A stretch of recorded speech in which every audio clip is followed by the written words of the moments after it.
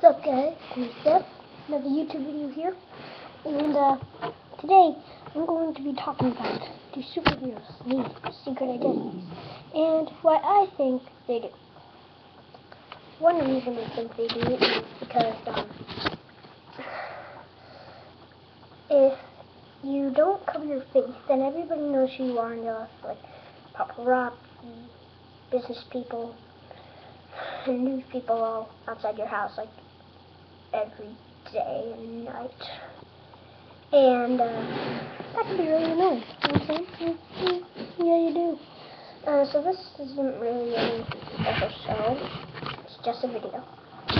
But here I am in my room talking about. I'll give you another video next time. But nothing personal.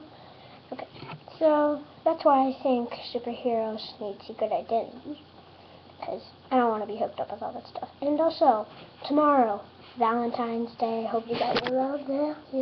Yeah, bro. So, please subscribe and leave comments. I'm going to be making a video tomorrow. See ya.